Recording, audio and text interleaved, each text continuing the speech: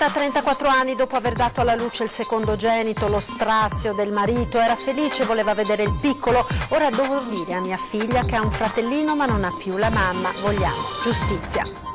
La Procura di Treviso aprirà un fascicolo e disporrà l'autopsia sul corpo di Francesca Schirinzi. Intanto ad Annone Veneto c'è dolore e sconcerto per quanto accaduto. Domani alle 18 la recita del Rosario. Promette nuovi sviluppi l'operazione anti-'ndrangheta, intanto quasi tutti respinti ricorsi degli indagati per le indagini sull'infiltrazione della camorra in Veneto orientale. In Veneto sono in continuo calo i ricorsi al TAR all'inaugurazione dell'anno giudiziario, bacchettata la politica del presidente Nicolosi, basta polemiche sulle sentenze. Niente rissa per il reddito di cittadinanza nel veneziano, in circa una settimana sono arrivate 1400 domande. Dall'Europa al Sud America i veneziani all'estero si mobilitano per chiedere al comune di non essere considerati turisti. L'Imob ci costa 100 euro, lettera appello a Brugnaro. Cessione alla Biennale del Centro Civico della Bissuola, si mobilitano i cittadini contrari che ricordano anche le tante promesse non mantenute per rivitalizzare l'area.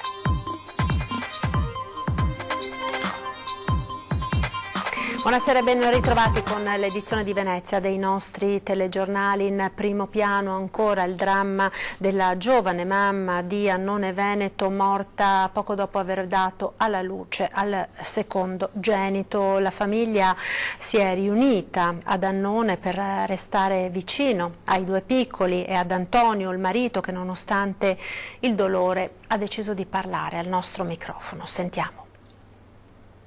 Il dolore è immenso, perdere una moglie, una mamma di una bambina di 3 anni e mezzo e di un bambino appena nato, è una sofferenza che comunque non è facile sopportare.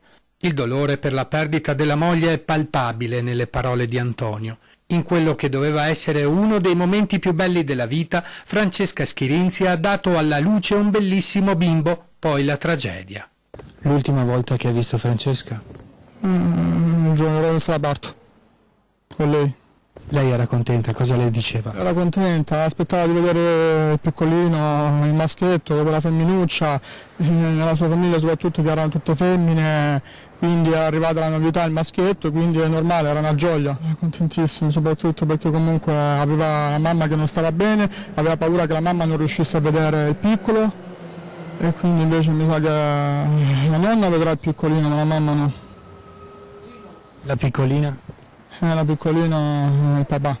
Il papà per ora, il papà è ancora perché il piccolino non è arrivato a casa. Quando però poi il piccolino arriverà a casa ma non si troverà la mamma, e lì poi bisogna capire un po' come fargli spiegare la situazione, perché comunque non è facile dirgli che è arrivato il fratellino ma la mamma non c'è. Una ragazza di 34 anni, ha una bimba alle spalle di 3 anni e mezzo e il piccolino che ho preso in braccio prima di andare dalla mamma, che faceva una tenerezza. È difficile superare questi momenti. Non è possibile morire di parto a 34 anni. Antonio ha deciso di presentare denuncia alla Procura di Treviso. Non posso dire se non è stato fatto abbastanza, se non è stato fatto il giusto, non voglio entrare nel dettaglio perché non è di mia competenza e non ho le capacità né le facoltà di dirlo. Sicuramente voglio capire cosa è successo, quindi l'unico modo per capirlo è avviare un'indagine della magistratura e vi chiarirà la situazione. E a pensarlo nello stesso modo sono tutti i familiari. Noi sappiamo che la ragazza è entrata in ospedale, che stava bene veramente, cioè voglio dire, non era che aveva dei problemi, non aveva nessun tipo di problema. Avete fiducia nella giustizia? Ovviamente abbiamo fiducia nella magistratura. In attesa dell'esito della magistratura si guarda avanti. Antonio, distrutto dal dolore, ha aggiunto come secondo nome al piccolo quello della moglie.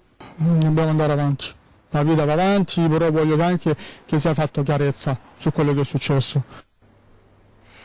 E la Procura di Treviso aprirà un fascicolo e disporrà l'autopsia sul corpo di Francesca Schirinzi, questa giovane mamma morta poco dopo il parto. Intanto in paese, ad Annone Veneto, dove la famiglia risiede, c'è dolore e sconcerto per quanto accaduto. Domani alle 18 verrà recitato il Rosario. La Procura della Repubblica di Treviso aprirà in queste ore un fascicolo d'inchiesta sulla morte di Francesca Schirinzi.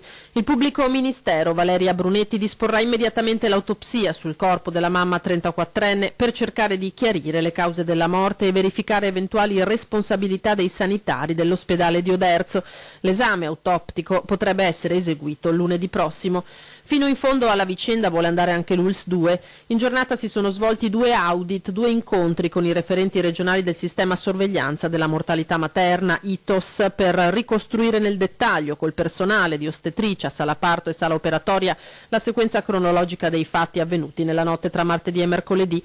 Le risultanze saranno poi discusse nell'ambito del Comitato regionale per la valutazione dei casi di morte materna. Ad Annone Veneto la scomparsa di Francesca ha colpito e sconvolto un'intera comunità. Non abbiamo parole, da ieri siamo tutti addolorati e costernati, veramente tutta la comunità, quelli che ho sentito, il parroco, altre persone che conoscono la famiglia, naturalmente è un momento di grande dolore. È tutto l'insieme che lascia veramente affranti e vicini, ecco, questo possiamo dire, vicini con quello che...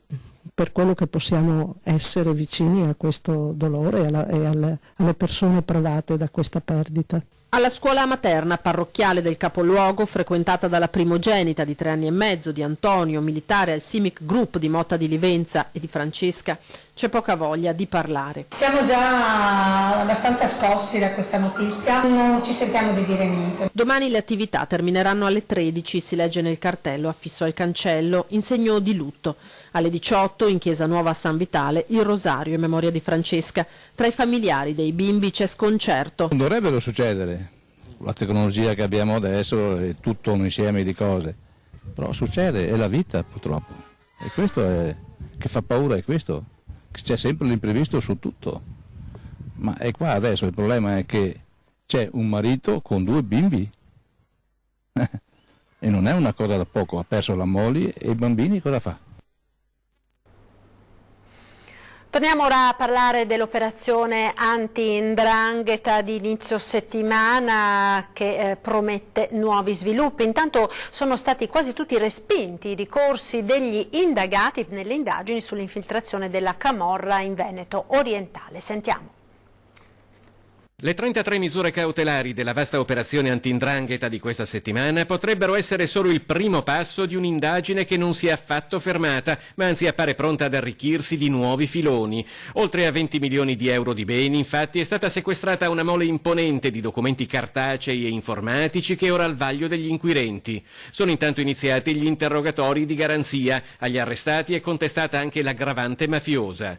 Si è invece conclusa la 3 giorni davanti ai giudici del riesame per quello che riguarda le infiltrazioni della camorra nel Veneto orientale. I ricorsi contro le misure cautelari sono stati tutti respinti, tranne che, per un errore nella notifica, quello del consulente del lavoro Bruno Di Corrado. Il riesame, appunto, avendo rigettato questi ricorsi, dimostra che purtroppo dobbiamo dire che insomma c'è qualcosa da scoprire, c'è qualcosa da approfondire, e quindi spiace per le figure, in particolar modo conosco l'amico Mirko Mestre, nella particolarità della questione, quindi l'ex sindaco, ma dobbiamo dare atto che insomma la magistratura evidentemente ha bisogno di approfondire le tesi, e quindi un rispetto assoluto per il ruolo che sta compiendo. Il rispetto per il lavoro della magistratura, il vicepresidente del Veneto Gianluca Forcolin lo chiede a tutti, non senza uno spunto polemico. Credo che la politica, in questo senso, quella parte della politica che oggi sta alla finestra, debba anche avere rispetto a questo lavoro che sta facendo la magistratura, e non fare, come vedo troppo spesso in questi giorni da parte di alcuna parte della politica, un po' l'avvoltoio che si va sulla preda proprio per cercare magari di raccimolare qualche consenso. In Veneto sono in continuo calo i ricorsi al TAR, il Tribunale Amministrativo Regionale. Il dato è emerso oggi all'inaugurazione dell'anno giudiziario, nel corso del quale è arrivata anche una bacchettata alla politica.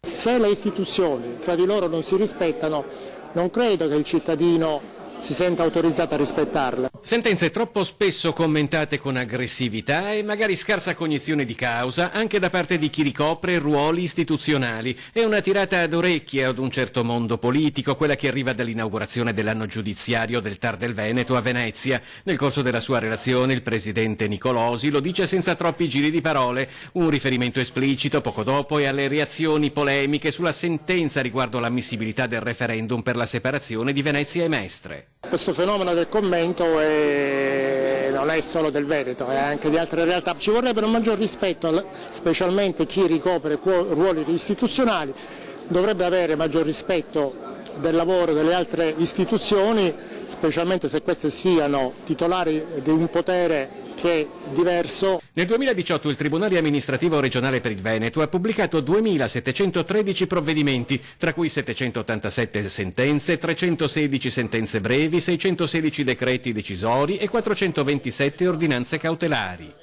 Ma il dato che spicca di più è che al TAR si ricorre sempre meno, 1.419 ricorsi nel 2018, circa 1.000 in meno rispetto a 10 anni fa, forse anche un calo di fiducia da parte dei cittadini, ma non solo. Si è allargata la fascia delle persone che stanno raggiungendo, ahimè, la soglia quasi della povertà. È un insieme una miscela che alla fine fa riflettere e dà preoccupazione. Tra le sentenze di quest'anno particolarmente importante quella per la Pedemontana, dichiarando inammissibili i ricorsi contro la Regione. È stato un contenzioso complesso e certamente abbiamo cercato di arrivare a sentenza proprio perché ci rendevamo conto che vi era un interesse forte, perché i lavori già erano iniziati in alcune tratte. Domande inferiori alle attese per il reddito di cittadinanza nel veneziano. La provincia è infatti sotto la media regionale. Sentiamo.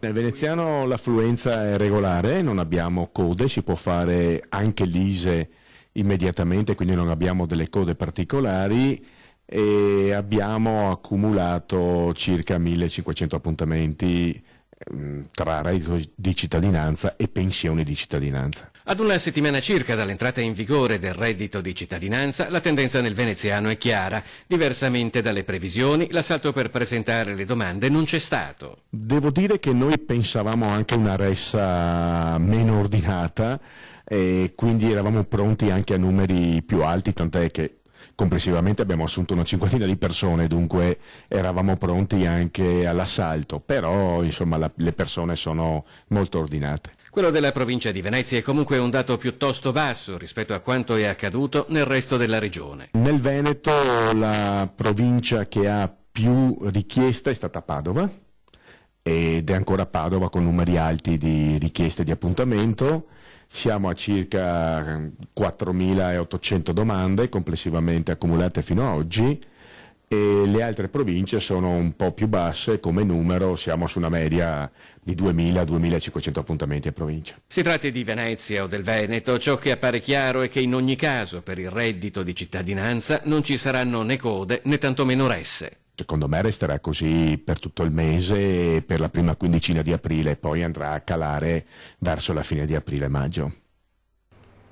Di sviluppo economico del Veneto in un'ottica europea che comprenda l'intero arco alpino si è parlato a Venezia, presenti rappresentanti di tutte le realtà nazionali ed estere che sono coinvolte nel progetto.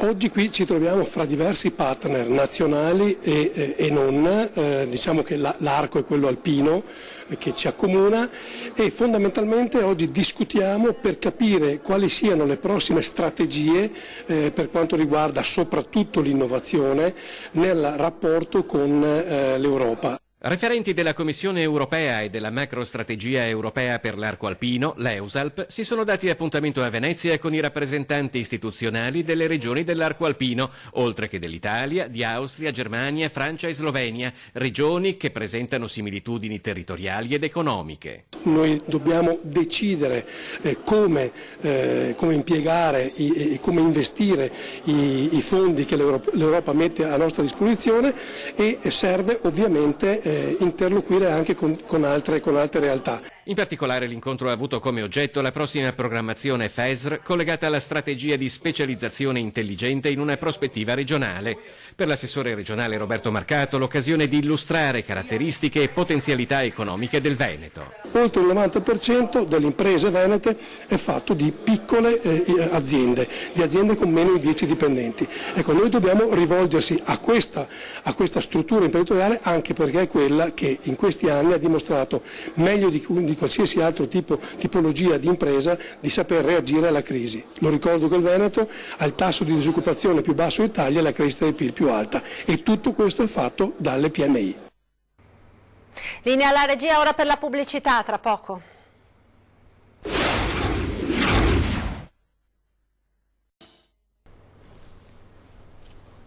Eccoci nuovamente in diretta con l'edizione di Venezia dei nostri telegiornali. È dai veneziani residenti all'estero che parte un appello al sindaco Luigi Brugnaro. Per l'Imob chiedono ci consideri cittadini come gli altri.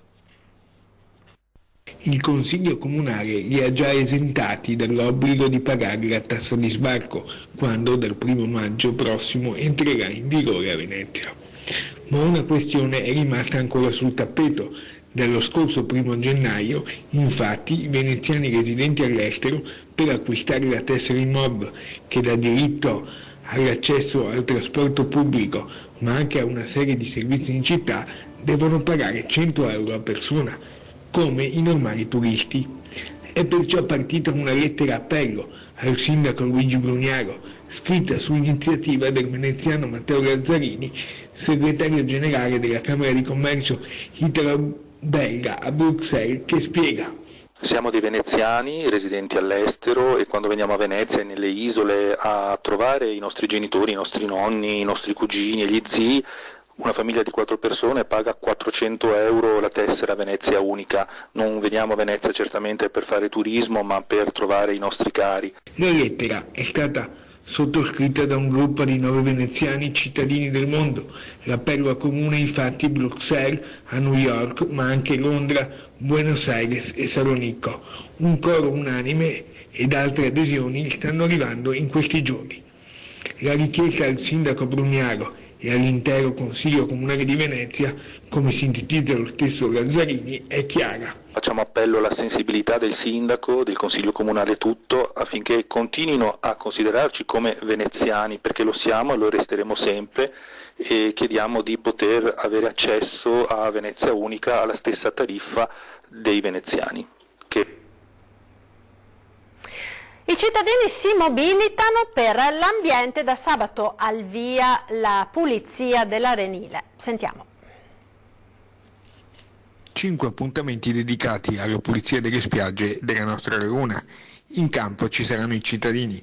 Si partirà sabato dalla spiaggia di San Nicolò al Lido di Venezia.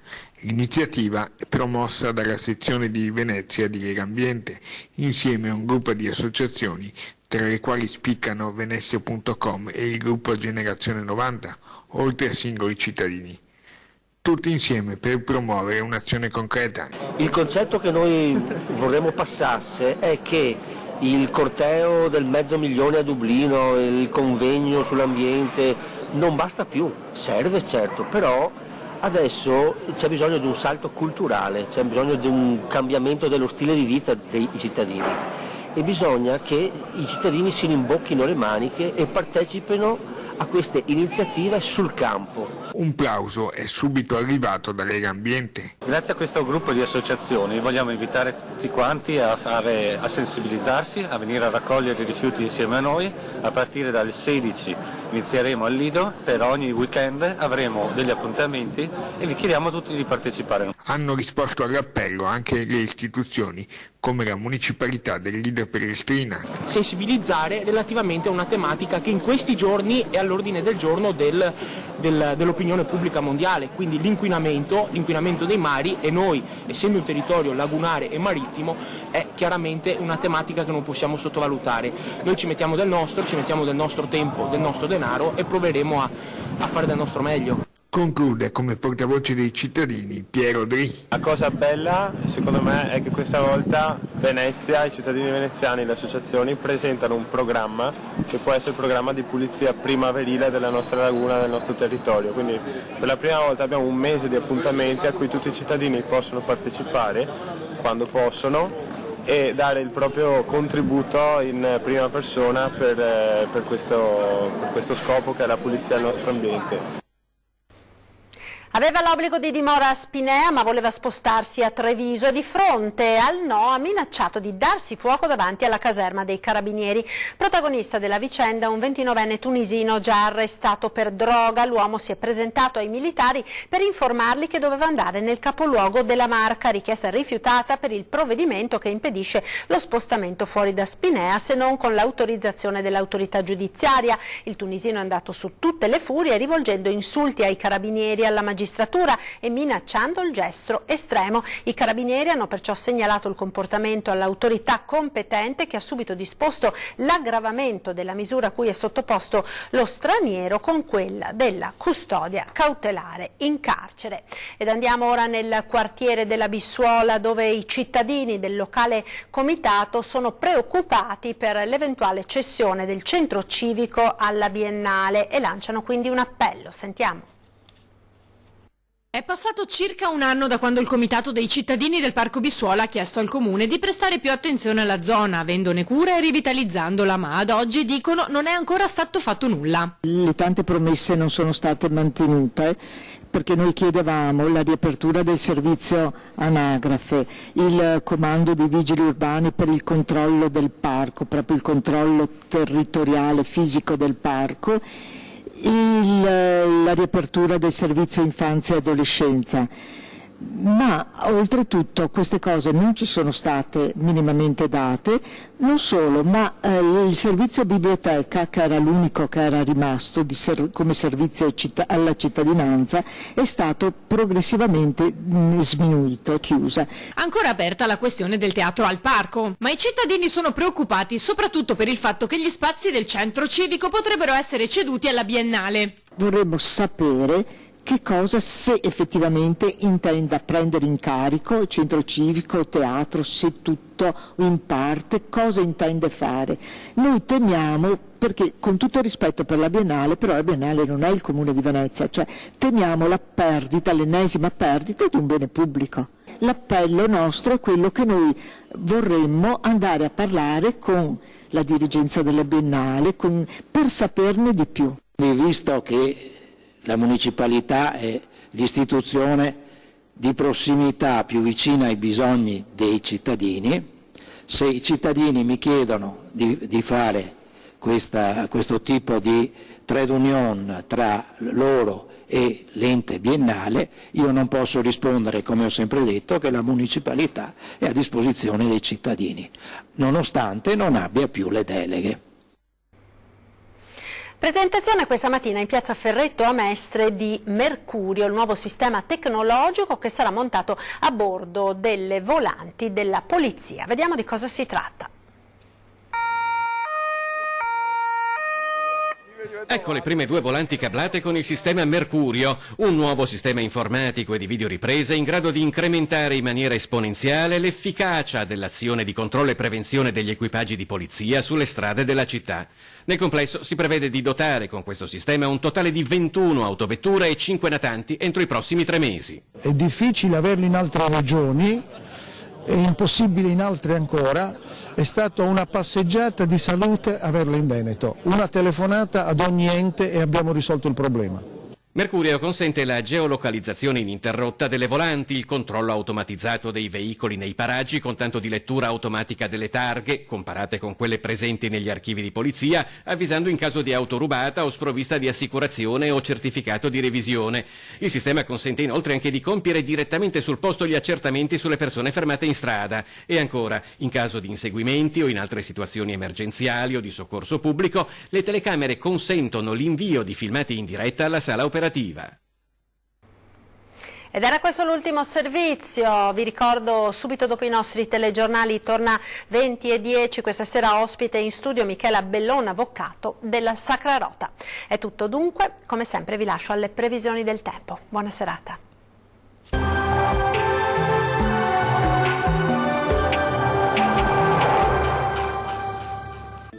Ben ritrovati al meteo. L'alta pressione non molla la presa, il nord-est sarà ancora baciato dal sole nella giornata di venerdì 15 marzo, ma vediamo il dettaglio. Sul Veneto sarà possibile qualche foschia o nebbia mattutina, specie sulle pianure, cielo al massimo poco nuvoloso invece altrove. Temperature minime tra -1 e 5 gradi, massime comprese invece tra 14 e 17 gradi, ma con punte di 18 gradi sul Rodigino. Spostiamoci ora sul Friuli Venezia Giulia. Sarà soleggiato anche sulla nostra regione, il cielo infatti si presenterà al massimo con presenza di poche nubi a carattere sparso. Temperature minime tra 2 e 8 gradi, massime comprese invece tra 13 e 16 gradi. Raggiungiamo infine il Trentino Alto Adige. Tanto sole ovunque, il cielo sarà poco o parzialmente nuvoloso, salvo per locali spruzzate di neve sui confini alpini, ma oltre i 1000 metri di quota.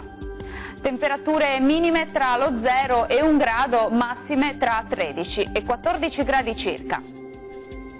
Dal meteo di Antenna 3 per ora è tutto. Arrivederci al prossimo aggiornamento.